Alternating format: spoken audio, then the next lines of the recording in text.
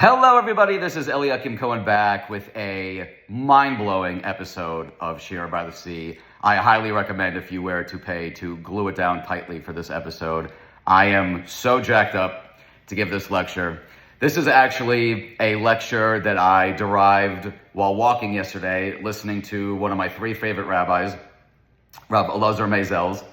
He does something called the Parsha You Never Knew. Rabbi Meisel's is a genius at destroying your self-esteem. When you think that you finally, I think I understand this Parsha, he comes along and basically just tells you that you have no idea what this Parsha actually means. So we're going to talk about basically all of my favorite topics in one. For those of you that have been following my lectures and, the things that I write on Facebook for years, I have a few topics that touch the heart. Chanukah Purim, Rochel and Leah, the 12 Shvatim, Hatzileni Na, Miad Achi, Miad Esav, end of time stuff. All of this is going to be sort of ingredients to this fascinating lecture. And I want to thank Rabbi Meisel's for the hard work that he does, the hours that he puts into these Parsha You Never Knew. And you can follow him on Torah anytime.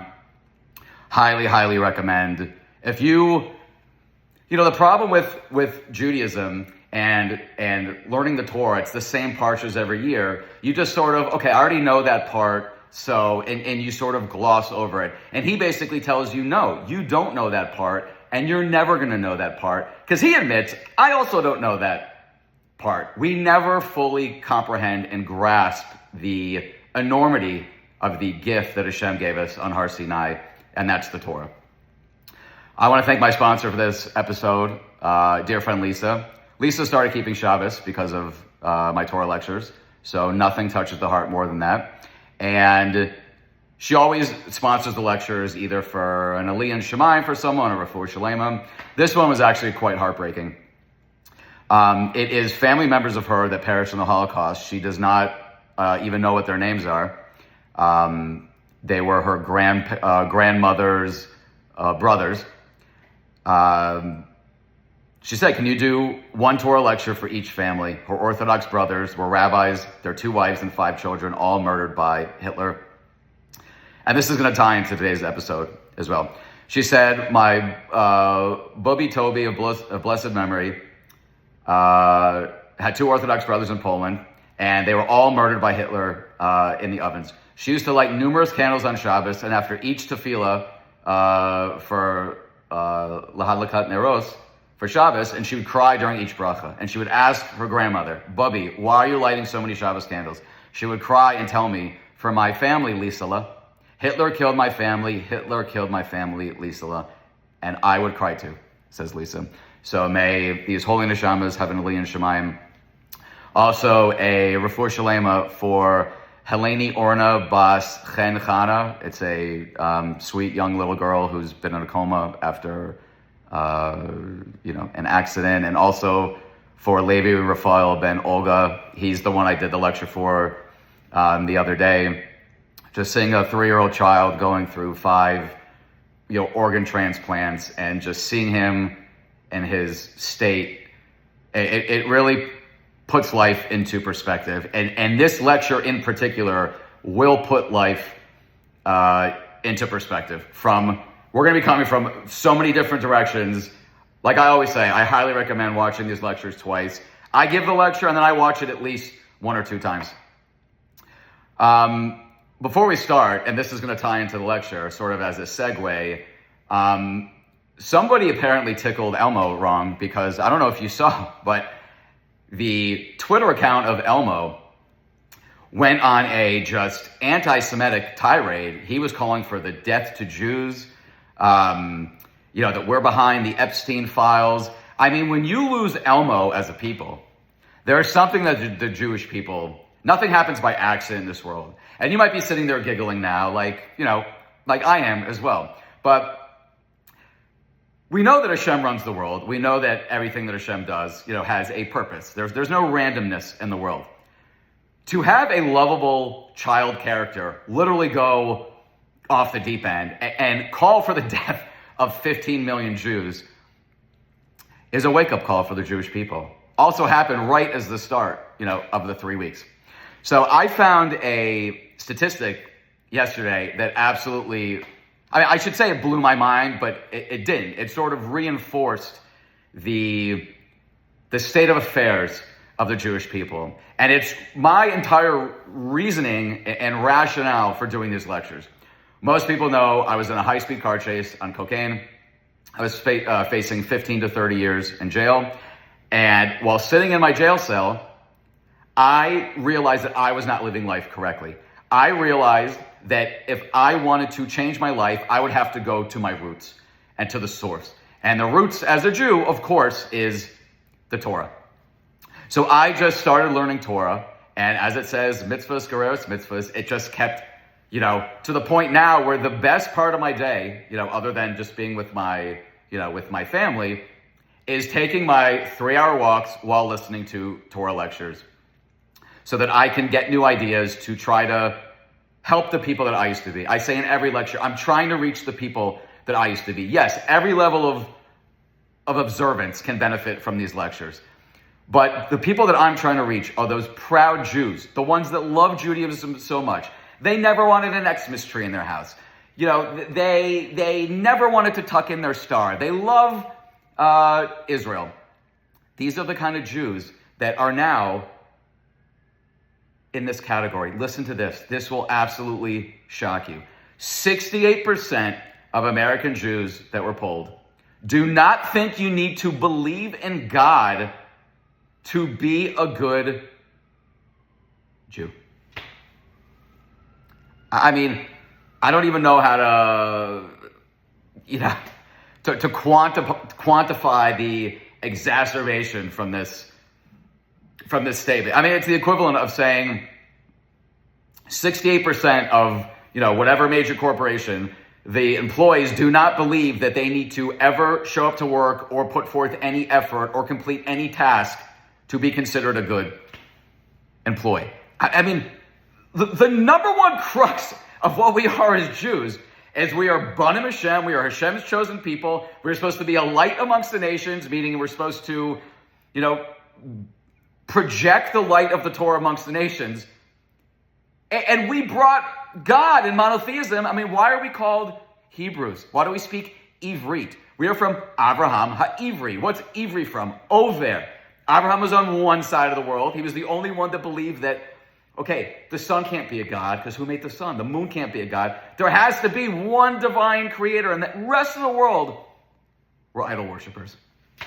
68% do not believe you need to believe in God to be a good Jew. I mean, no matter how many times the Torah specifically says what makes you a good Jew, keeping Shabbos, keeping kosher. We are Hashem's employees. We are Hashem's children. We are Hashem's students. You can't be a good student or employee, or child if you do not give any cognizance of who you are following, basically. I mean, the asinine lunacy of this poll, and it leads to the next one. 72% of the Jewish people intermarry. 72% of non-religious Jews intermarry. 7 out of every 10 Jews that you see that are not Shomer Shabbos, non-observant, they end up marrying a Gentile. We have fallen very far as a people. The goal is to pick people up one at a time. 2 people are now starting to keep Shabbos recently because of these lectures. The feeling getting an email saying, you know what? You're right. I also used to think Judaism was whatever I made it. This was my life. This was my life. I'm a good Jew because I love being Jewish. I'm a good Jew because I love Israel. I'm a good Jew because, drive to synagogue on Rosh Hashanah and, doze off for a few hours. Being a good Jew is understanding the power, the innate power within us as a Jew to literally change the world. And that is basically what we're going to learn today. Okay, let's start with basically the umbrella of this lecture. There was Lavan, right? Uncle Lavan. Everyone has the crazy uncle that you tend to shy away from at the family barbecue. Well, that was Uncle Lavan. Uncle Lavan had 2 daughters. The name of the elder was Leah, and the name of the younger was Rochel. We all come from either Rochel or Leah or one of the two maidservants. Then what does it say? Something very strange. Ve'ene Leah Rakos, V'Rachel Haisa Yefas Toar Vifas Mare. Translation. Leah's eyes were soft and tender, like puffy. And Rochel was beautiful features and beautiful appearance. She was stunningly beautiful. So if you're on one of those dating apps and the matchmaker sent you 2 matches. Okay, I got 2 great girls for you. They're just awesome girls. Here, let me encapsulate. The Torah says one thing about each girl.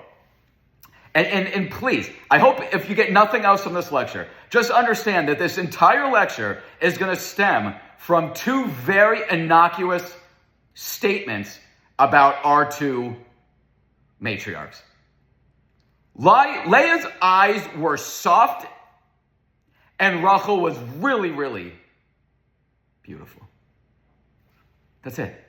That's the only thing that we ever find out about these 2 women. So, the Shadchanit calls, right? The Shadchan. Got 2 great girls for you. Oh, Eliakim, wow. The first one got really puffy eyes. The second one is smoking hot.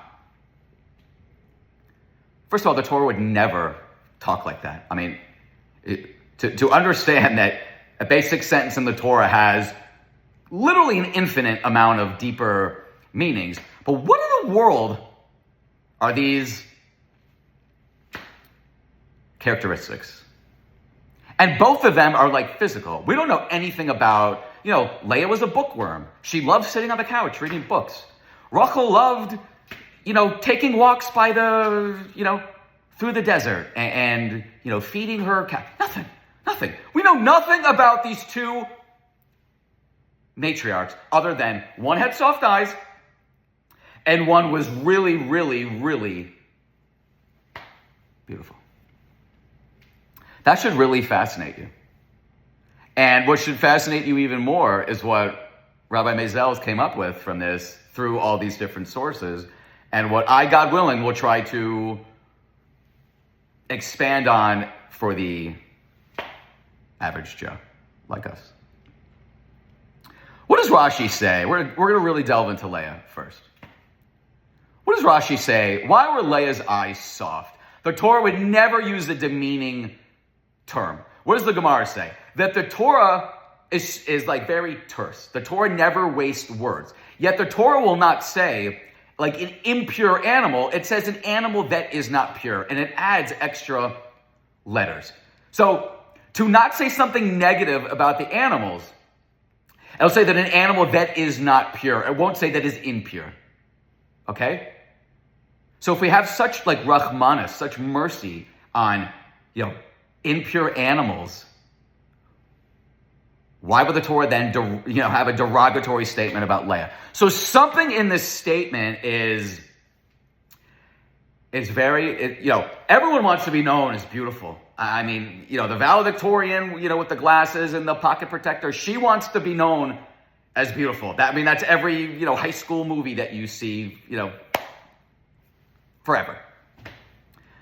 Leah's eyes were puffy from crying. And Rashi says, this shows you what a tzedekis Leah is. Don't take the simple meaning. Oh, she had puffy eyes. She had an eye deformity. No. Leah's eyes were puffy from crying. What did Leah cry about? Lavan was the brother of Rivka, right? Lavan had 2 daughters. Rivka had 2 sons. It was just a known entity that one was going to marry one and 2 was going to marry 2. Esav was going to marry Leah. Yaakov was going to marry Rochel. Leah used to go sit at the crossroads. I guess that was like the cool hangout at the time. Leah sits down at the crossroads, and everyone's gossiping. The older to Esav and the younger to Yaakov. So she would ask, who is this Esav? And they would say, wow, he's like, Tucker Carlson, Modani, and Hitler all smeared into one. What? And then she'd say, what about Yaakov? Oh my gosh, Yaakov is just, every Jewish mom would brag about Yaakov. He's so sweet. He's very successful. He sits in the tents and he learns Torah. He's such a good boy. He's a mama's boy. What does Leah do? Why are Leah's eyes soft? Oh, she's so emotional. No, Leah was devastated. Why would Leah want to marry that generation's Russia? He was he's the quintessential Russia. What was Leah's response? And this is the ikar of what we're going to talk about today. They have two separate, cores of their being, according to the Shem Mishmul, right? And Rav Mazel it incorporates just such beauty into this. And I'm going to try to give this over. Okay? The Shem Mishmul says from the Midrash Rabbah, Leah and Rochel have two very polar opposite, fibers of their being. Leah is an acknowledger. She's a doer. Rochel, on the other hand, is strong and silent. She's like Gary Cooper, the strong, silent type, right? You can see this in their children, and you can see this in their own actions. Let's delve into a few. Let's pick a few of the offspring for this.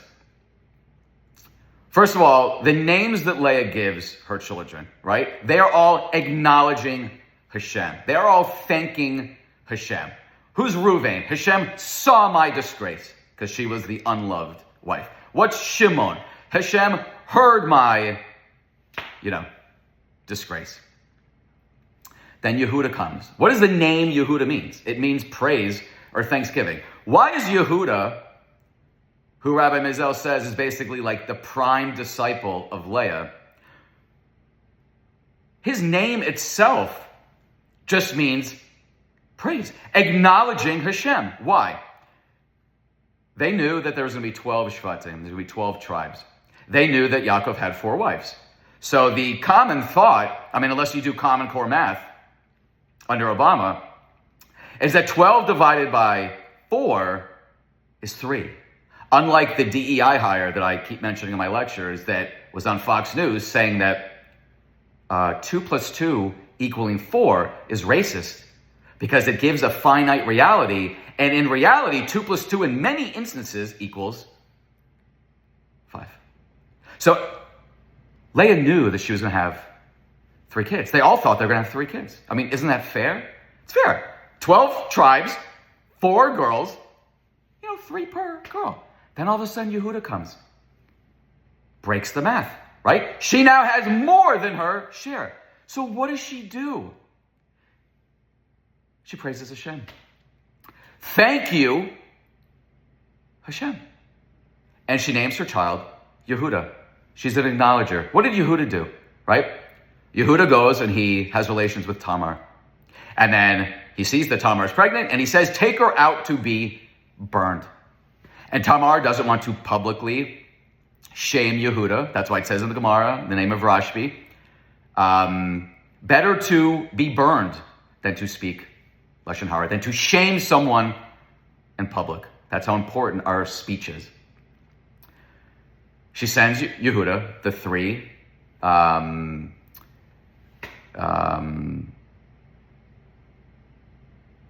things that he gave to her. Why am I losing the word? The 3 things that he's, his seal, his staff, and says, I am pregnant by the one who has these items, the owner of these items. What does Tamar do? What does Yehuda do after that? Does Yehuda say, my gosh, this is going to be so embarrassing. Hey, anyone know whose staff and seal this is? No, what does he say? She is more righteous than me. She's right. I'm wrong. Acknowledgement. Acknowledgement. All the kids have this trait. They are acknowledgers and they are doers. Leah is a doer. What does that mean? Leah was told,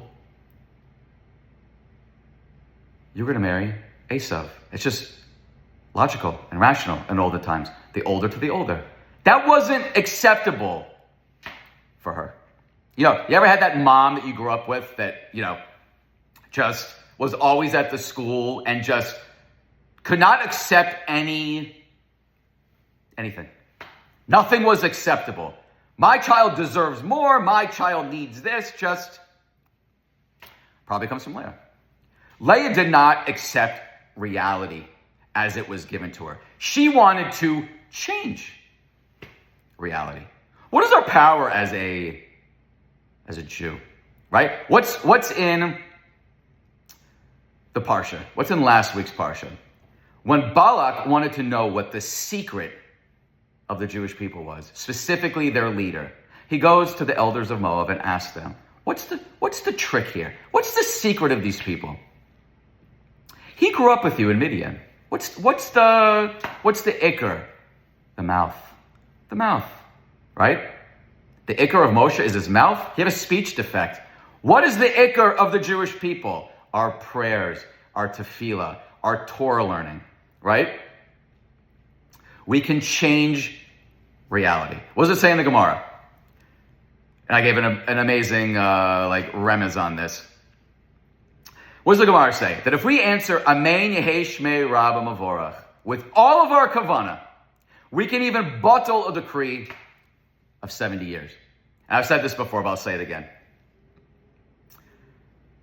Why specifically this bracha? Why not saying Shema with kavanah? You would think that saying Shema with kavanah, because that's sort of the crux of the Jewish people. No, this specific bracha, it says, if you answer Amen Yehei Shmei Rabba Mavorach, if there was a 70-year decree of ra, of bad for you, you can flip it. You can bottle that decree and flip it in your favor. Why specifically that bracha? Ve'es Chanan, right? Gematria 515. Moshe davened 515 times to Hashem to reverse the decree to let him go to the land of Israel. And Hashem granted all 515 of the requests that led up to the main request, which is Hashem, 516 bracha was going to be, please let me cross and go into Eretz Israel. No one has ever had a yearning for anything in their entire life, I don't care who you are and where you are, more than Moshe wanted to get into the land of Israel. Hashem blocked him from that 516th bracha. So where is the koach of the power of that 516th bracha today? Take Yiskadal, V'yiskadesh Shemei Rabbah, right? That's how that bracha starts before you say Amen Yehei Shmei Rabbah, right? Yiskadal, V'yiskadesh Shemei Rabbah. Rochel Tevos, right? The first letters of the word. Yiskadal Yud, V'yiskadash Vav, Shemei Shin Rabbah, Resh. Yud, Vav, Shin, Resh, 516. That's why that specific bracha. So what happens? We speak with our mouth and we can change reality as the Jewish people. What did Hashem say to Avram Avinu? When Avram said to Hashem, I see through the stars. I see through astrology. I'm not destined to have a child. What does Hashem say to Abraham? Go out of your mazel. You're not bound by mazel as the Jewish people. We can change our reality. Leah was destined for Esav. She did not accept that. Something's going on in your life right now that you just don't accept. You're going to sit there, have a little pity party. It's not fair. Why does Hashem always do this to me? No. Be a Leah. There's times in life we need to be both of these matriarchs. That's what we're learning. There's a time to be a Leah. There's a time to be a Rochel, the strong, silent type. Fortified from the inside. Leah does not accept reality as it's given to her. She knows she can change it. She imbued that in her children. What does David say? Hodu l'Hashem ki tov. What does Daniel say? To you, Hashem, I praise. They are acknowledgers. Okay? Now Rochel. Rochel, again, is the strong, silent type. What's the sort of quintessential? She has Yaakov. She has the good one, right? Look what Leah did just to get a Yaakov. How much crying do you think that she did that the only thing you've ever learned about Leah in the entire Torah is that her eyes were soft? How much tears did this tzedekah shed to get Yaakov? Rochel already had Yaakov. What does she do? Lavan comes with Leah to the wedding and just basically, sorry, Toots, you're not marrying your, the one that you love. Your sister's going to marry. What could Rochel have done?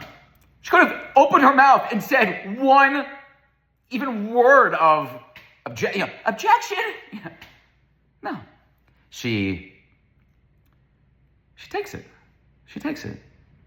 She gives her sister the simano, and she just sits back and watches the love of her life, the one that she knows that she's destined for, marry her sister. What about Binyamin? Binyamin knows that his 10 older brothers sold the only brother from his, brother from a mother. He sits back as the 10 brothers sold Yosef. Do you see anything in the Torah of Binyamin ever saying, hey, Abba, you won't believe what just happened. Yosef's not dead. The brothers, nothing. Not a word. Shaul's anointed king. Anointed king. I mean, someone on Facebook literally just cooks grilled cheese and 3 billion people find out about it. Oh, I just cooked grilled cheese for the first time and I didn't burn the crust. 3 million people know. Shaul is anointed the king of Israel. Silence. Nobody knows. Nobody knows. What about Esther? Esther's the queen, right?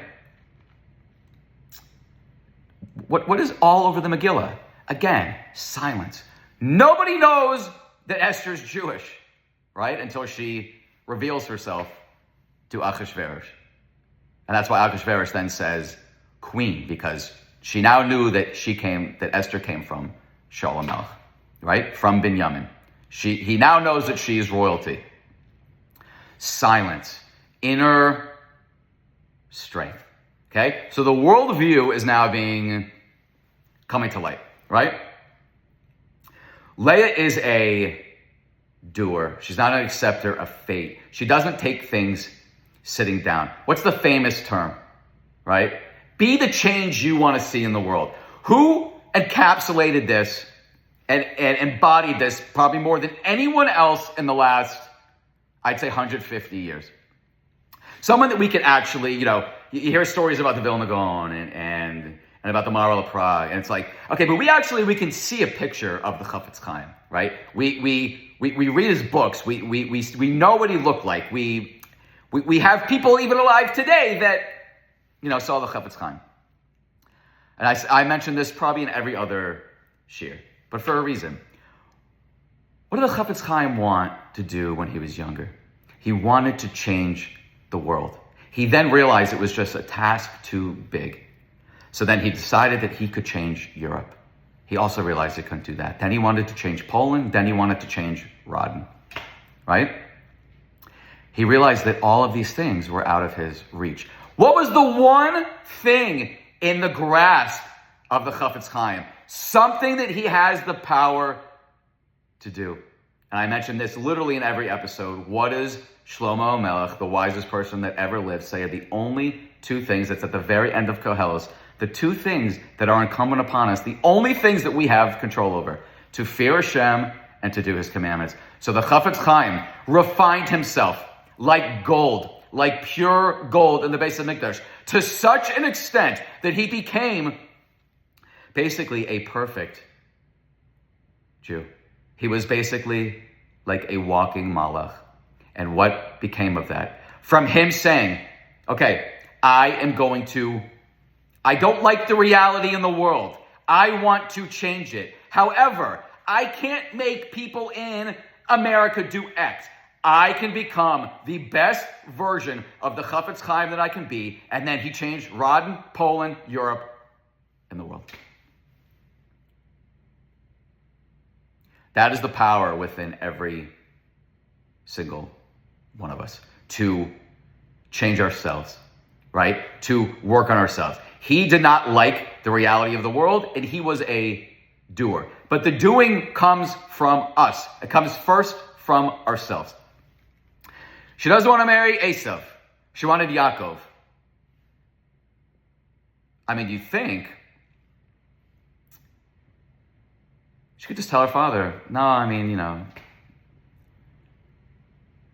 Esav, Yaakov's supposed to marry, Rochel. No, she took the bull by the horns and grabbed it. Not only did she have Yehuda, which is one more than her share, she also had Yisachar and Zvulun. She wasn't done at 4. She would have taken all 12 if she could have. Not selfishly. She was a doer. She wanted to affect change. She was profoundly interested in being the change that she wanted to see in the world. What's Rochel? What's the only other interaction that we see between the sisters? There's 2 comments on the sisters. One that Leah has soft eyes, one that Rochel is just very, very beautiful. And then the only other interaction between them is when Reuben goes out and gets the dudayim, right? Reuben comes back with the dudayim, which is, basically like an ancient Aphrodite. There's different opinions. Basically something that was good for childbirth. And Rochel didn't have children yet. What does Rochel say to Leah? Please give me your sons dudayim. What is Leah, and I did a whole lecture on this, what is Leah's response to this? I think of the entire 5 books of the Torah, there is not one obnoxious comment in the Torah, seemingly, than the one that Leah says to Rochel. On the surface, when you know the story, when you know the backstory, and this also, we're gonna end off Rochel with what I'm gonna say next. And if you watch my, my Rochel Amenu shir, you'll understand what I'm talking about. You should go back and watch all the lectures. They're all on the wall on Facebook. Baruch Hashem, we're flying right now.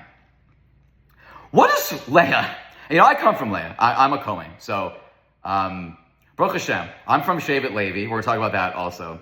So, it's sort of like embarrassing when you read the Torah and you're like, gosh, Grandma, that was really, you should be in timeout. That was a really obnoxious comment. What does she say to Rochel? We just have all this back and forth in the Torah. Yaakov is supposed to marry Rochel. Lavan tricks Yaakov. Rachel's now like this just sad, scorned, lonely woman with no kids. She sees her sister with all these kids. She says, please give me some of your son's dudayim. I really want to also, you already have 4. Can I at least just, I just want 1? What does Leah say to her sister?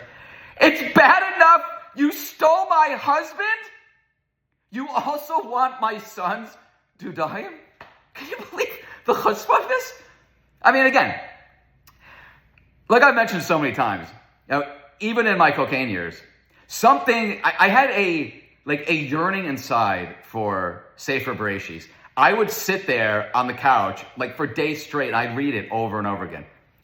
There's a deep love in my soul for this. And even before knowing the nuances of the relationship and the midrashim and the Rashis, just on the surface, go through the entire Torah. I do not think in the entire Torah you will find one rude, obnoxious comment other than this. Leah has the gall to say to her sister, it's bad enough you stole my husband. You also want my sons, flowers, incense, mandrakes, whatever it is. Can you believe the gall here? What is the show with Rochel? And again, why does Rochel have, just the whole Sharon Yirmiyahu, right?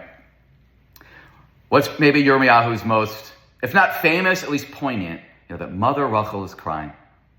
When? When the Yehudim were being kicked out of the land after the destruction of the first temple, they were marched to Bavel. They went from the penthouse to the outhouse, basically. They left the land of Israel where the temple was extant, and there were 10 miracles every day. It's like I mentioned in multiple episodes since the 3 weeks. To think that if God came, gave you one sign, if God just gives me a sign, I'll become religious. No, you would not. You would not. There were 10 overt miracles in the temple every single day. And look to the degraded level that the generation sank to. So they're walking past. And they walk past the kever of Rochel. And she's weeping to her children. And then the Midrash says what? That before the temple was destroyed, after Menashe put the idol in the temple. Imagine that. Imagine Hashem. All the Avos come, right? Avram comes and says, Hashem, don't destroy your temple. Look at what I did for you. I passed the 10 tests. I even was willing to sacrifice my own son. Not only does Hashem say, okay, that was awesome, but it's just not going to work in this case. What does the Midrash say? Hashem doesn't even respond. Silence, right? Silence. Then Yitzchak comes, begs for mercy. And he says, I was willing to be sacrificed. And the majority of the opinion is that he was sacrificed, right? He's the first Techias Mason. Then Yaakov comes, again, begs for mercy. Look what I went through with my brother and everything, and I stayed loyal, and Moshe comes. Nothing. No answers from Hashem. Literally just silence. It's like talking to a wall. Then Rochel comes. What does Rochel say? Hashem, you're the King of Kings. I, someone of flesh and blood, let a rival come into my house. I had Yaakov. I didn't want my sister to be embarrassed. I stayed quiet, and I accepted it. And my whole life, I stayed quiet. Hashem, you too should have mercy. Only then did Hashem respond and say, basically, Mother Rochel, you will be the reason why they will be redeemed. The reason why you are buried along the road is, my Rachmanis on the Yehudim is sparked intrinsically by Rochel. And all I'm just thinking of that I found interesting is the silence part, right? Rabbi Elazar Mezo is very, very clear. Leah's a doer. Rachel's silent. She's a strong, silent, type. All these avos come. And what do they get from Hashem? Silence. Then the strong, silent type comes, and she's the only one that has the schus for a response from Hashem. Okay. Leah's kids. Now let's get into the kids, okay? Like mother, like daughter, like father, like son. What about the kids? Let's take a few of these. We have Leah's oldest child, Reuben, right? What does Reuben do in the Torah that is just mind-blowing?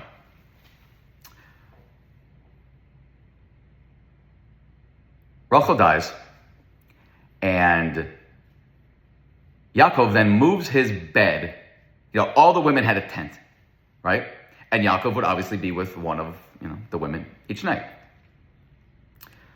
Rochel passes away, and, the main bed, everyone knew that the main wife was Rochel. That was just understood. I mean, clearly Leah knows this by the names of her first two children. Reuven, Hashem saw my disgrace. Shimon, Hashem heard my disgrace. Yaakov then moves his bed into the tent of Binah. Binah was the maidservant of Rochel. Okay? Does Reuben do what like a child of Rochel would do and just be silent and accept this and just, okay, this isn't ideal, but I am so strong inside that Gamza Latova will make the best of this? No. What does he do? He takes his, and this isn't like in modern times where, the level of like honoring the parents. This was ancient times when the level of honoring a parent was, like at its zenith. Reuben goes in to the tent and basically takes his father's bed, and like rooms to goes it to Leah's tent. Yeah, he got a massive punishment. What did he lose? Everything. He was the Bechor. He lost everything. He lost the Malchus. He lost the Kahuna. He lost the Bechor. He lost it all. Actually, speaking of Bechor, I always like to add interesting things into the lecture. So the firstborn gets a double portion. The firstborn son gets a double portion, right? You take the letters of Bechor, right? Bet, Chaf, and Resh. They are all double the letter that precedes it, right? These are like some of the things in the Torah that oh, you learn the Torah is so boring. Who cares if, it's this little bit of, incense or this little. No, here's why you learn Torah. Take the word Bechor. Bechor, you get a double, right? If a father leaves 100 zuz to everybody, the Bechor gets 200 zuz. Bechor, Bez, Chaf, Resh. Bez is double the letter that precedes it, Aleph. Chaf, double Gematria, 20, the letter that precedes it, Yud, which is 10. And Resh, double the letter that precedes it, Kuf. Just a side note. So, if you're in the process of gluing your toupee on, you'll be like, wow, that's actually pretty cool. Okay, Reuben does not take this shame to his mother lying down. So he literally goes in and rearranges the bed of his father due to his outrage. He was outraged. Who else was outraged? My favorite story in the entire Jewish history, Torah, anything you want to call it. Dinah is taken by Shechem and raped. Who takes it? Quietly. Yaakov. What does it say? Yaakov kept the matter to himself and waited for the boys to come home. So, you read these stories all the time. It's actually a very famous, I think his name was Gary. He was a father whose son was molested by a friend. And when this son was released from court, he ended up, very famous story, in the airport when I think he was being extradited back. He hid, at the phone booth and then shot this guy in the head. He was given no jail time, and they actually have a day dedicated to him, I believe, in his town, like Gary something day, as what a father should do when the child is disgraced, right? Yaakov does nothing that we know of. Obviously there's behind the scenes, but we don't have that bonus footage. We have what the Torah tells us. Yaakov keeps the matter to himself. Again, why was he destined for Rochel? Because they were the same. They had the same temperament. Yaakov takes it. Obviously, was Yaakov thrilled? No. But he doesn't show any sort of outward anger or rage. Like who? Like Shimon and Levi, right? What do Shimon and Levi do? And what does the Midrash say? They're 13 years old at the time, right? They're not playing on their Xbox or whatever. What do? On day 3, after the bris milah, well, it's not bris milah, after they got circumcised, because only the Yehudim have a bris milah. That's a whole other topic. What do? They go into Shechem, right? And they kill everybody. They kill all the men of Shechem, these 2 13-year-olds. Why? Well, because they're sons of Leah. And what do sons of Leah do? They don't take reality at face value. They're not accepting. I don't accept this fate, this matzav, this situation, this decision, this decree. They are not acceptors. They are doers and changers. So what did they do? They went into a city and they just rampaged it, and they were successful. Who curses them at the end of his life, right? The first 3 children, and this is also, pretty fascinating. The first 3 children from Leah are all cursed by their father, right? I'm hoping that Rav Mezelis watches this, because I am going to send this to him, and I hope that he's watching this, and I hope that he takes this question and does a lecture on this, because this is actually interesting. Leah's first 3 children were all cursed by Yaakov, right?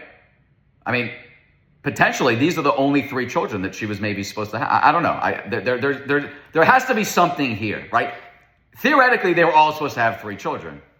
Leah changed the reality. She said, no, that's not a reality. I'm going to have as many children as I can. Daven in. So the first 3 children all did actions that embodied Leah, and they were all cursed by Yaakov. That's strange. That's very, very strange. Reuben rearranged the bed. Shimon and Levi just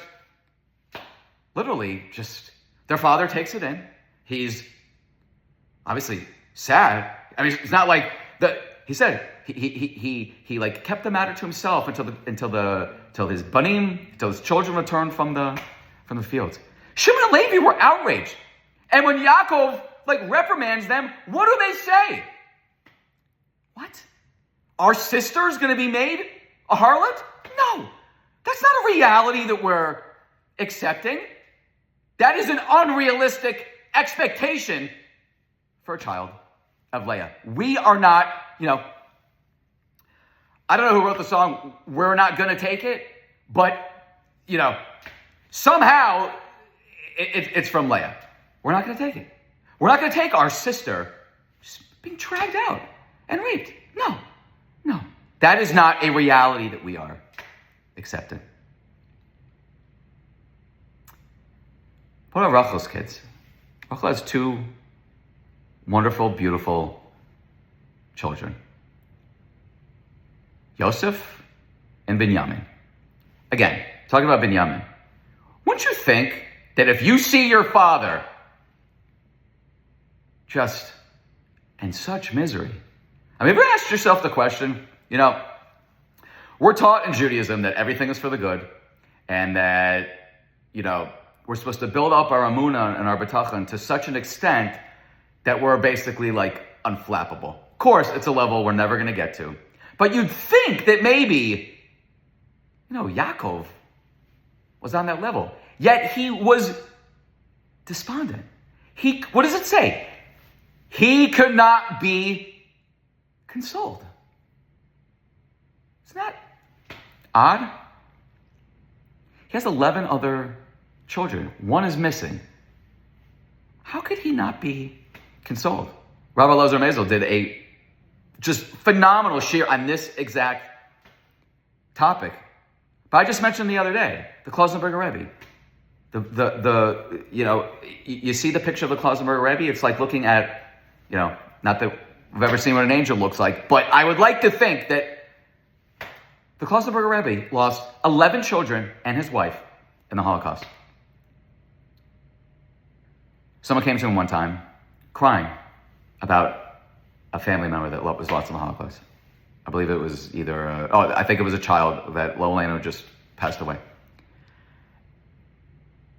And he was crying and crying. And then he catches himself and says, I'm so sorry, Kavod Rav. I'm crying for 1 child. You lost 11 children. We need to be crying for you. And the Klausenberger Rebbe said, what? Why would you cry for me? He said, well, you're crying for me. He said, I'm crying because of your pain. I've accepted my reality. So, we always say that we'll never touch the heights of the previous generation. The Klausenberger Rebbe lived in the 20th century. He was unflappable. How could Yaakov have possibly been inconsolable? And how could Binyamin, the son that remains from Rochel, just be silent? Again, always silence. The strong, silent type. Yosef's thrown into the pit. Is there anything in the Torah that says that he cried out? Okay, there's different midrashim that say that. Anything in the Torah that says, nothing. Nothing. Potiphar's wife. He's accused of having relations with Potiphar's wife, right? Of trying to seduce her. Does it say anywhere in the Torah that he says, hey, Potiphar, come on, man. Look at how much I've blessed your home. You know that I didn't do it. Check the cameras. Nothing. Again, just accepting reality. There's a marked difference between these two matriarchs and their offspring. They all follow the same path. Can't accept reality. Accepts reality. Why did Binyamin ever just say to his dad, who's crying and miserable and mourning every day, Abba, Yosef's alive? Doesn't do that. Does not do that. Now let's take Yaakov. Okay?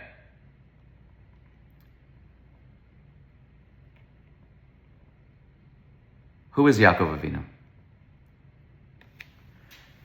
We know that Esav was a very big Rasha on the inside. Outwardly, he looked. It even says that they were basically identical until, like 13, 14, 15.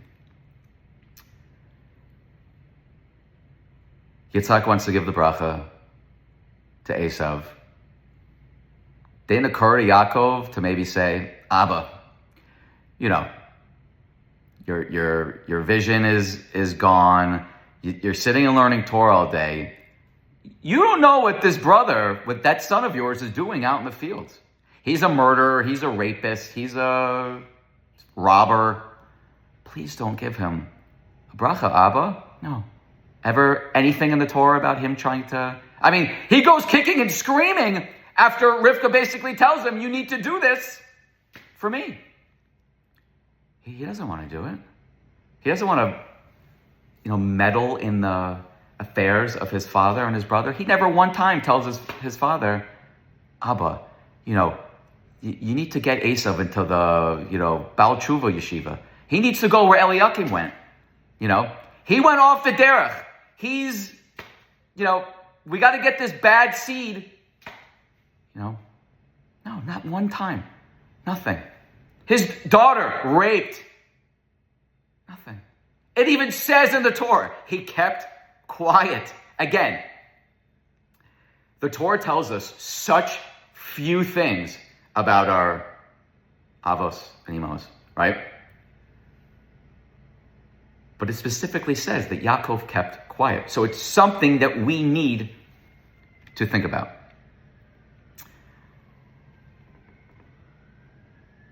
This is in the Shem Shmuel that I looked up yesterday. I thought it was very interesting. Esav was not fit to be part of the Jewish nation and did not deserve Leah. But couldn't Hashem have made Lavan give Rochel to Yaakov first and then offer him Leah? Couldn't Hashem have given each of the wives an equal number of tribes? What was all this meant to accomplish for the Jewish people? The commentators explain that Yaakov and Esav corresponded to the two trees that were in Gan Eden. The Eitz HaChaim, tree of life, and the Eitz HaDas, the tree of knowledge of good and evil. These two trees represent two ways to serve Hashem. Tree of life symbolizes Torah, the source of all good. Yaakov was born with a desire to just be good. He represents an Aseh Tov, doing good, and compared to the Eitz HaChaim, tree of life. Another way of serving Hashem is by fighting evil, which is compared to the Eitz HaDas. It's seeing two choices, good and evil, and overcoming evil to do the will. This was the mission of Esav. Both are necessary to connect to Hashem. Rochel wanted to do good, right? Rochel was she was all heart. She was a do-gooder. What does she do to her own father? She steals his idols. This literally caused her death. But she wanted good. She did not want this evil. What was Leah? What does it say? Leah was destined for Esav. What does it say? Esav was a doer. It's overcoming evil and doing good. He was a doer. Who was a doer? Leah. Leah does not accept her fate. She does her part to change it. Why does it say, Vayahav Yaakov es Rochel? Yaakov loved Rochel because Yaakov and Rochel were very similar. Yaakov and Rochel were soulmates. Leah, potentially, could she have transformed Esav? Listen to Rav Mazel's share on that, which was absolutely mind-blowing. Also, Dinah. Why was Yaakov punished for not giving Esav Dinah? Because Leah and Dinah were doers. They could see good and evil, and they would go to the ends of the earth to change it. They did not accept the reality. Potentially, maybe one of them would have not accepted Esav's reality and been able to change him. I'll include Rabbi Mazel's lectures below. I will try to find the exact ones that I've mentioned. I highly recommend that you start listening to him. Okay, so the crux of this now is going to focus on Yosef, right? There were 12 children. Torah specifically says that one was the most loved.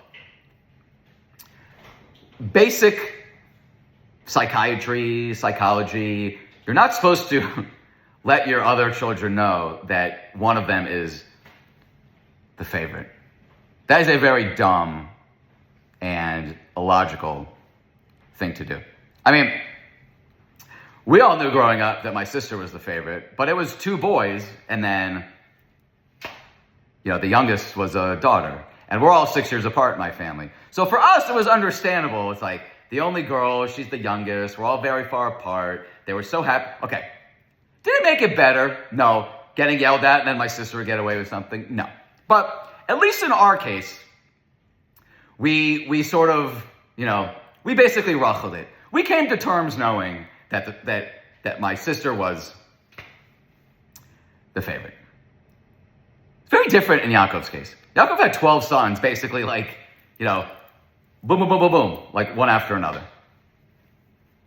One of them was given you got to go see Joseph in the Technicolor Dreamcoat on Broadway. One of them was given a really beautiful coat, right? This beautiful Katonis Pasim, right? I mean, I feel so good in my, Apex custom suit that was gifted to me for all my Torah lectures. But you can only imagine what this coat was like. And what does it say? I mean, sometimes you read the Torah and you're just like, again, like with, Leah's response to Rochel, like, how could someone have made this mistake? How could Yaakov has 12 children? Okay, so if he gave it to the first, it would be understandable, because it's the first. The first is the Bechor. The first gets a double portion. So it'd be understandable if, like, Reuben's strutting around in this Katonis Pasim, right? It could also be understandable if Yehuda is strutting around. Or maybe even Levi. Levi's going to be the, coming adult. For number 11, it's not even number 12. It's number 11. 11 out of 12. So 11 out of 12 is given an article of clothing that is unique within the brothers. And what does it say? The Torah said the brothers hated him for this coat. I mean, I don't think that Yaakov Avinu was so ignorant to the fact that this coat really infuriated the 10 older brothers. But do you ever see in the Torah where Yaakov says, all right, Yosef, when we're learning Torah together, you can wear it, but please don't wear it. Your brothers are really getting... No! Where does Yosef go and wear the coat to? Right? Again, he's the silent one. He's from Rochel. What does Yaakov say? But before we get to that, let's just, because at the end we're going to tie this all together. Who was Yosef? What was unique? This is actually unique about Yosef. What was unique about Yosef that separated him from the other brothers? When do we see that Yaakov decided to leave Haran and leave Lavan? Did he leave after Reuben? No. Did he leave after Yehuda, the king? No. Maybe after Yisachar, the Torah learner? No. After Naphtali? He was really fast. No. He left after Yosef. Yosef was born, the first child from Rochel. He immediately says, time to go home. right? Time to go live back with Abba and Ima, basically like I'm currently doing due to my situation. And yeah, there's lots of benefits, but, he was on his own. He was very wealthy. Yosef's born, and it's time to dip out. It's time to flee Haran. What does he say? Bereshis 30:25. Yaakov says to Lavan, "Send me away that I might go to my own land and to my country." Preceding that, he tells, he goes out to the fields with Rochel and Leah, and he tells them, "Your father, he's a swindler, he's a tricker, he keeps changing my wages." Did a whole shir on 10. It says, Aseres Monim, he changes my wages 10 times. It's time to go. And the sisters say, great, let's get out of here. But only when Yosef is born. Why? Was it say in Ovadia, the house of Yaakov shall be a fire, the house of Yosef shall be a flame, and the house of Esav for straw. Why did Yaakov leave in the first place? He left because his brother wanted to kill him. But now he's going to go back. What son triggered this departure from Lavan? Yosef. Why? Because now he knows he has his secret weapon. Only Yosef can defeat Esav. Right? Okay. Who is Yosef? Following it, the narrative is the chronicles of the descendants of Yosef, right? Toldos Yaakov, Yosef. This is the descendants of Jacob, Yosef. I mean, again, if I'm one of the brothers reading what's going to be in the Torah, sitting down and having coffee, oh, this is going to be an interesting parsha. Oh, it's going to talk about us. The descendants of Yaakov, Yosef. You can sort of start to see why the brothers hated Yosef so much. What does it say? Yosef was a na'ar. He was young. He was a child. He was 17 years old, it says, Rashi says. He was pasturing the flocks with his brothers. He acted like a young, immature boy. They also said he acted in a boyish manner. He would groom himself and style his hair. He was very, very handsome. When you die and you're going to get to your your trial in the next world, and the Gemara says you're going to try to give these excuses. I worked so much. And they're going to say, no, you didn't work as much as Elazar ben Charsom. He was the richest person. His father left him 1,000 ships in sea and 1,000 towns on land. Yet he studied Torah all the time. I was too good looking. I had so much of a taiva. And they're going to say, no, you didn't have a bigger taiva than Yosef. He was the most handsome man. All the midrashim about Potiphar's wife and trying to entice him and how beautiful Yosef was. I was too poor. You weren't poorer than Hillel. He literally worked all day for one tarpik. He gave half to his family for food, and he gave the other half to the guard at the Beis Midrash. So Yosef was very, very beautiful, right? He was a young boy. He would groom himself. And then it says, Yisroel loved Yosef more than any of his other sons. This is something I found fascinating when I was preparing for this morning. It doesn't say Yaakov loved Yosef, but it says Yisroel. Anytime it says Yisroel, we're talking more spiritual. So obviously there was a spiritual reason why Yosef was loved more than any of the other sons, because he was the son of his old age. Again, but Binyamin, there's also Binyamin that's going to come.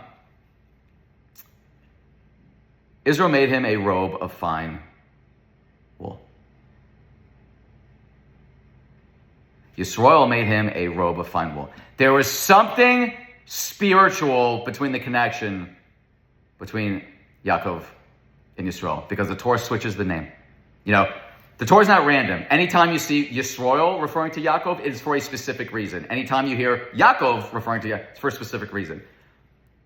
When the angel is defeated by Yaakov, he injures the hip socket. I did a whole lecture on the hip socket, how it relates to charity. The angel says to him, you've overcome me. Your name will no longer be Yaakov, it's going to be Yisroel. Right? And the Torah then mentions Yisroel and Yaakov, sometimes even in the same sentence. Yisroel loved Yosef more than any of his other sons. That's pretty blunt, is it not? Okay. What was the fight between the brothers?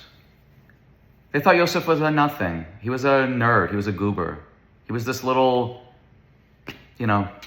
boy that would, go to his father, speak a little bit of Lashon Hara, grooming himself. And what does Yosef do? Yosef wears this coat, basically saying, I am above you, my brothers. This was like his kahuna. I am basically the leader. You know that my dad likes me the most. I'm basically the leader. And the brothers, got some might. You got Shimon and Levi that destroyed a whole city. You've got Yehuda that's the melech. You've got God, Shevet God. What does it say about God? When he's fighting, we just lop off the whole, top of the body, basically. You got some mighty men here. You've got some descendants of Leah in here. You've got some strong, able-bodied doers in here. Then you got this little Nebuch. Sits there grooming himself, Sure, he's brushing his coat, The brothers look at him like, what? Then Yosef has the gall to tell him, hey guys, that already hate me, come listen to the dream I just had. I had a dream that 11 sheaves, were bowing down to one sheaf. You're bowing down to me. His brothers are incensed. What does Yosef do next? Oh, hey guys, you didn't like the first dream? Hey, let me pour a little bit of salt in your wounds. I have another dream. 11 stars and the sun and the moon are going to bow down to me. They hated this brother. Why did they hate him? He was assuming a,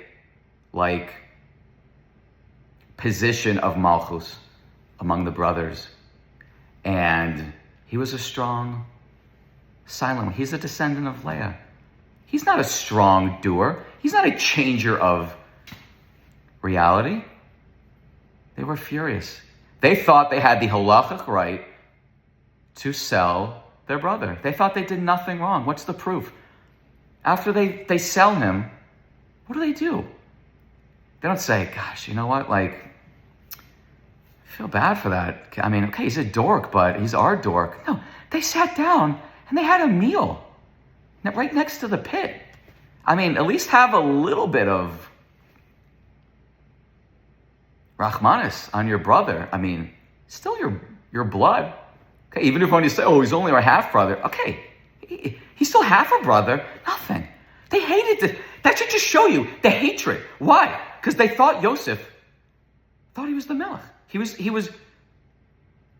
And what hurt them even the most was that Yaakov maybe thought he was the melech. Yisrael maybe thought he was the melech. The sons did not the brothers didn't take too lightly, too kindly to this.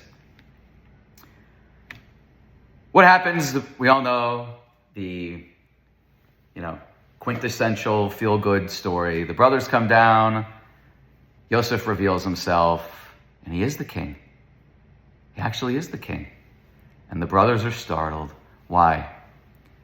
They're so shocked that he's alive? No, they thought maybe he was alive. That's why they went to find him, right? They all came in through different gates, right? They came down to find their brother. What do they see? Do they see this little neb? No, they see the most powerful person in the entire world. Probably more powerful than Paro. Paro says, only the crown, only my standing is higher than you. But Yosef ran the show. Yosef was the most powerful person in the entire world. When he wanted the people to get circumcised, they got circumcised. When he wanted the people to sell all their stuff, they sold it. Yosef had all the power, Sometimes the number 2 has a lot more power than the number 1. We see this in Saudi Arabia, The brothers come down, Yosef reveals himself, and they are just stunned.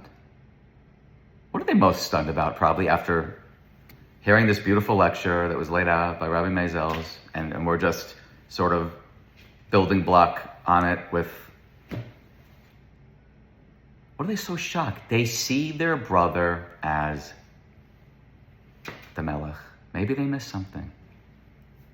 Maybe something inside of Yosef is very powerful that they just missed, that their father could see. Maybe the something that is inside of Yosef is the reason why only Yosef can be the one that destroys Esav. Maybe, probably. Let's wrap this up. Let's tie this together just with a big, beautiful bow. Okay? They go to Mitzrayim. They see their brother, Yosef. He's now the king. What was very interesting, again, the silence part. This is all coming now. And I really hope Rabbi Mizels listens to this, because I think like it's going to be, it's heartwarming to me when people message me that they learn so much from the lectures, and then I see them either do a little Devar Torah themselves or something. I mean, it's beautiful. We don't keep the Torah for ourselves. The goal is, I messaged Rabbi Mizels yesterday and I said, after listening to your lecture, it was so amazing. I had these two ideas, and he wrote, beautiful. I'm going to add these to my haras, to my notes. Maybe something else in this lecture will. That's the whole goal. That's why you have study partners, right? Even the biggest genius in the world studying with can learn something. You can learn from everybody, right? The brothers see him. He says, Ani Yosef od avichai, right? And for once, the roles reverse. The brothers are silent, right? They're silent. No one can speak.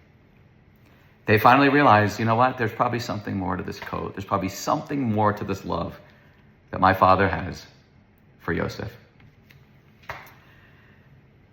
Then what happens? It all takes a little bit of a detour, right? Yosef's hugging his brothers, hunky-dory.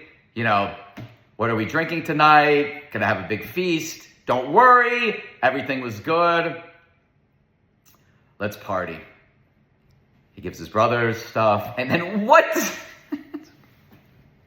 I mean, every rabbi asks the same question, and it's like, now after hearing the whole backstory and learning a little bit more about this topic, you would think, okay, Yosef's entire, unfortunate journey to Egypt happened because of something that segregated him from his brothers. This little coat, right? So he gives his brothers gifts, and then what does he give Binyamin? He gives Binyamin 300,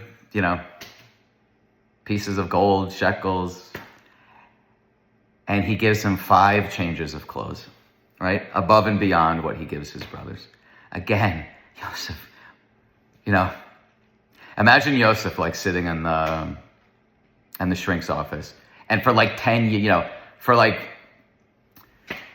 13 years, just, and my brothers, they were so furious at me because of this coat, and the psychologist, why are psychology, you go to the psychologist, it's 50 minutes and not an hour. They're the only thing in the world that's, because probably after 15 minutes, they just can't handle anymore. And you pay for the extra 10 minutes. It's just, the psychologist needs to he needs his own breather. That's why they all have their own psychologist. So Yosef is pretend he's talking to his psychologist for all these years. And his whole misfortune is because of this coat. And he says, you know what? The brothers are going to come. And hey, Dr. Moskowitz, what do you think if when I'm giving everybody gifts, I give my brother Binyamin 5 extra changes of clothes? The doctor would say, are you serious? Your whole life was altered, ruined. Your relationship with your brothers, ruined because of these clothes, because of this coat. You're going to do the same stupid thing again? Yosef, are you insane? Go find another doctor. No. Yosef does it. What does the Gemara say? Yosef gave Binyamin 5 changes in order to allude to something that would happen in the future. Oh, I'm sure the brothers are going to be thrilled. They're going to be, hey, Shimon, what's going on with Binyamin over there? And Levi's going, oh my gosh, again? Should we kill him? Well, no. Yosef gave Binyamin to allude to something that's going to happen What was the Purim story? 6, 7, 800 years later? Okay, great. Like, let's start the cycle of jealousy and brotherly angst again for clothes. Again, let's just keep this cycle going. No. Also, everything comes with a purpose, right? What's the 5? It says, what does it say in Megillah Esther? Mordechai left the king's presence, clad in royal apparel of turquoise and white, with a large golden crown and a robe of fine linen and purple. Right? 5 things. This is Esther, Megillah Esther 8:15. Wasn't the same dumb mistake as Yaakov, and Yaakov also didn't make the same dumb mistake. There's something important and powerful here, that the 2 sons of Rochel are constantly getting these extra clothes, right? Something external.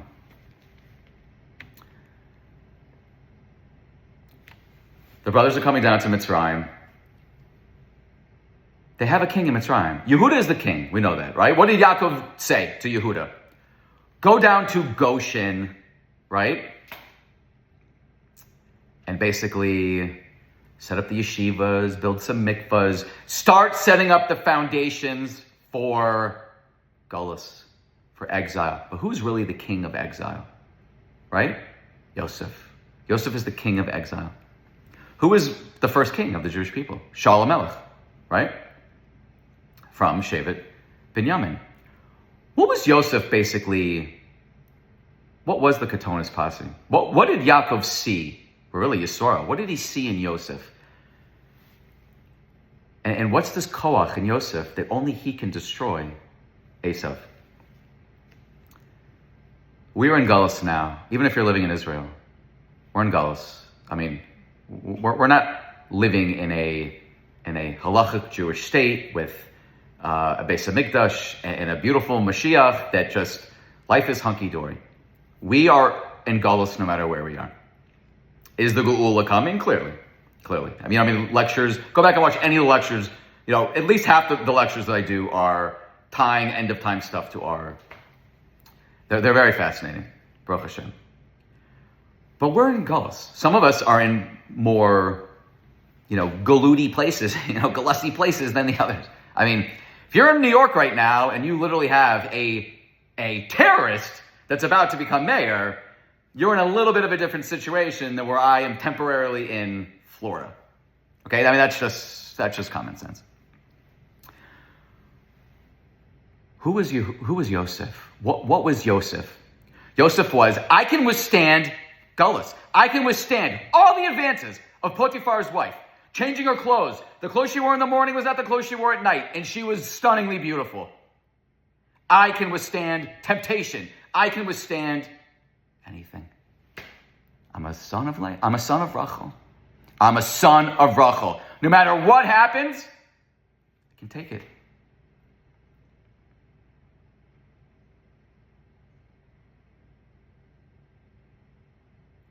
Yosef is the melech of exile. He's the melech when they were in Egypt. That was where our exile started, right? Yosef has the inner koach to be able to still keep up his level. The brothers were shocked. Not just that he was the melech. Mitzrayim was like taking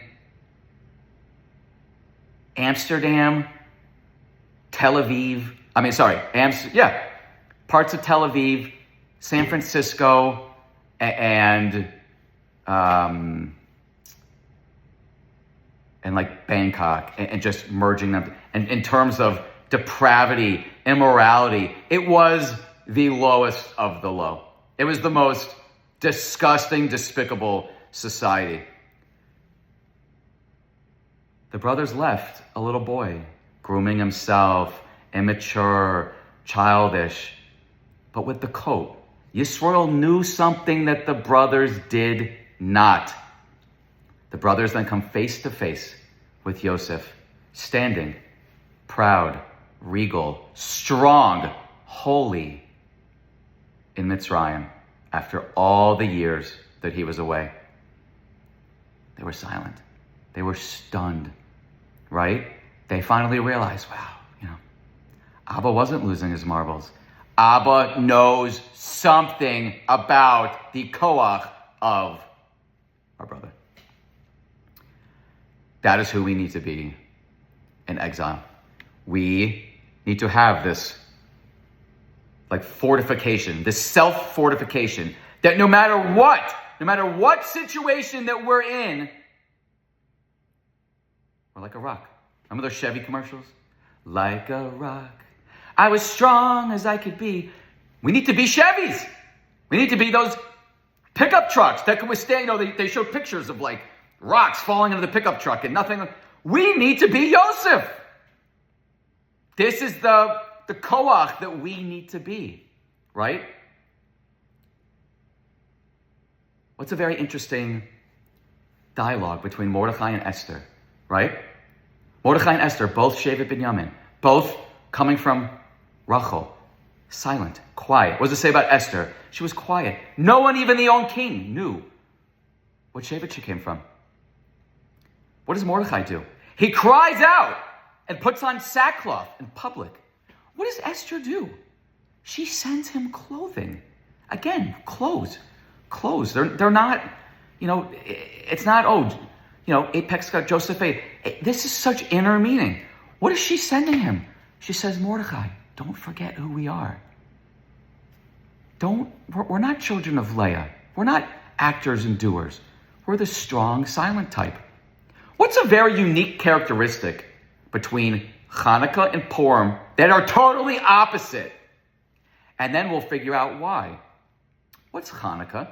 Hanukkah, we were threatened spiritually, and we fought a war. Who was the impetus for this war? Shevet Levi, the Kohanim, right? Matisyahu, the Kohen Gadol, Judah Maccabee, right? Shevet Levi acted, but we were threatened spiritually. The Greeks didn't care if we lived. They care if we live with Torah. So we fought threatened spiritually, we fight back physically. What's Purim? Purim, we were threatened physically. We fought back spiritually. We fasted, we prayed, we put on sackcloth. But then Esther sees Mordechai going out, and he's putting on sackcloth in public and screaming and crying. That's too public of a thing. That's a Leah trait.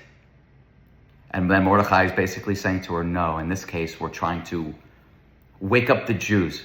We're trying to wake up the Jews. This is a situation where it needs to be something like this to wake up the Jews. What's the whole point in this? We need both, right? We need both. We need at all times in our life, we need to choose. Is a Leah response or a Rochel response better? But inside each of us, we need both of these character traits. People that are insulted and shamed, they're likened to the sun, right? The sun was shamed, right, by the moon. The sun and the moon were the same size, right? The two great lights that Hashem created on day 4. And then the Midrash says that the moon says to Hashem, can't be 2 kings. Needs to be 1 king. The sun just sat there, said nothing, right? So what does it say? When someone is humiliated in public, and they just take it. They take it like a Rochel. What are you supposed to do? They basically have the biggest koach that you can get. You're supposed to immediately go up to them and get a bracha. One of my friends, he was in uniform one time in Israel, and people were coming up to him and berating him and whatever. And he stood there silently. Suddenly, someone came up and said to him, can you please give me a bracha? And he said, sure. Because at this point in his life, he realized this is the time to act like a Rochel. To take it in. I'm strong. I don't care what these people are saying about me. Other times, yes, you need to be a Leah. I need to change my reality. I don't like this matzav that I have right now. I can change my reality. Let's tie it all up. Let's end with a mic drop. Let's mic drop this at the end. Who's Esav? Who's the quintessential, looks like a tzaddik, What does he say to his dad? Hey, Abba, how do I take Meiser on straw? Do I have to do Meiser on salt? Looks like he was talking like a tzaddik. Abba, I'm thinking Torah all day. What was he doing? He was out raping and pillaging and, he wasn't a tzaddik. What's a pig? Who's compared to the pig? Esav, right? Esav is compared to the pig. What's a pig? We know that there's 2 kosher qualities that people need to have. That animals need to have to be kosher. They need to chew its cud internally, right? They need to basically regurgitate their food and chew it again, like a cow, like a sheep. Internal, it's an internal thing. It's one of the proofs of Hashem. How in the world could they have named these animals, and these are the only animals that have ever had these character traits? It's an internal. And then what's an external? It needs a split hoof. Again, do you see the beauty that the entire Leah Rochel dynamic is also present here? The Torah is just mesmerizingly beautiful. You need 2 kosher traits. The pig is considered the most treif of all the animals. Why? What does the pig do? When a pig is sitting down, what does it do? It sticks out its hooves to say, I'm kosher. I'm kosher. So the people passing by, oh, split hoof, yeah, it must be kosher. No, the pig is disgusting. The pig is an Esav. The pig is on the inside. It's a disgusting monster, right? What does the pig do all day? It wallows around in its own feces. It's not kosher. It's not holy. Esav might have looked on the outside, but he did not have anything on the inside. Who looked like a Nebuch on the outside, but had so much koach and wisdom and tolerance for the situation to be able to withstand anything. Being sold by his brothers, being ridiculed by his brothers, jail, being accused of adultery, all these different things. And Yosef was a rock, right? He was a rock. And he stands in front of his brothers dressed as a king. Why? Because he was the king. He's the king of exile. We need to be like Yosef. We need to be like the rock, right? What does Yaakov say when he's coming back to take on his brother? What does he say? Hatzileni na miyad achi miyad Esav. Save me, Hashem, from my brother, hand of my brother, from the hand of Esav. We grow up, most of us watching this, we grew up in a Western exile. We did not grow up in an exile where we were, threatened with our life all the time. We grew up in an exile where we're in the brother stage now. I did multiple lectures on this, right? What scared Yaakov more? The hand of his brother, the good times. Hey, I heard you're good at golf, Yossi Moskowitz. Why don't you come join the country club? You got a son, right? What's his name? Oh, Shmuel? Yeah. What's he, like 17? Oh, yeah. My daughter's like 16. They probably hit it off. They're both like good at math, right? Yeah. And our marriage rate, what I say at the beginning of this episode, 72%. 68% of Jews don't even think you need to believe in God to be a good Jew at this point. We are in Gullus. What is the number one thing we need to do when we are in a Gullus? What's the first thing we need to do? We need to be a Yosef. And we are in the Gullus of Edom, right? We are in Gullus Edom. Yaakov was terrified of the good times. He was terrified when we could go to the universities, when we could join the social clubs, when we could be in the same work. What's the point of kosher food? To keep us separate. What's the point of a lot of the laws? To keep us separate. What's the point of Shabbos? So that we live in our own communities and keeps us separate. But we're not separate. We're now intermingled. And who do we need to tap into the most to defeat Gullus Edom, the Gullus that we are in now? Who is the one we have to channel? We have to channel Rochel. We have to channel, no matter what comes my way, losing my husband, dying while giving childbirth, I'll be a rock. I'll be a rock. That's who Yosef is. Yosef is internally strong and beautiful and holy and pure.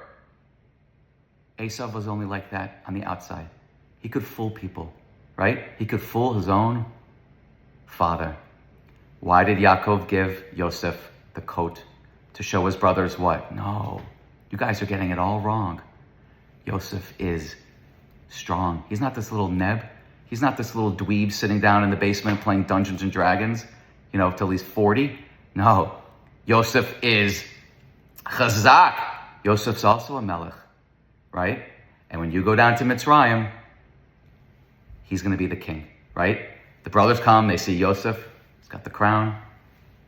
He's dressed as a king, and they're silent. Why? Because they realize that Yaakov was right, that Yaakov was onto something, that Yisrael saw the special nature of this child and knew that only this child could defeat his brother, Esav. Wow. Thank you, Rabbi Maisel. That's all I have to say. Just what a Torah illumination, a life lesson. Again, Torah means teaching. It's a school for life. Look at how much we learned today from just, this girl's got soft eyes, and this girl's really pretty. We just learned a whole new world, a whole new portal to Hashem just opened up because of this. I want to thank my sponsor, Lisa, she's now sponsored 24 lectures. If anyone would like to sponsor a lecture, again, pick like a fun topic. There has to be something in Judaism that interests you.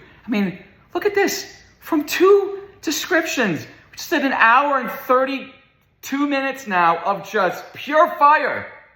We learned so much from soft eyes and a coat and, a brotherly dispute. We just uncovered our,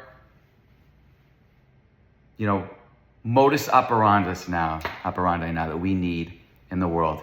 Start by strengthening and fortifying yourself. Did a whole lecture yesterday on why do bad things happen to good people. This so many times shakes people. It sways them. It kicks them off the derech. If you are so strong and you are so fortified and you are so trusting and faithful to Hashem and to the Torah and its teaching and its eternal lesson and its reward, then nothing will shake you as well. It is time to channel the inner Yosef, wishing everybody a wonderful, wonderful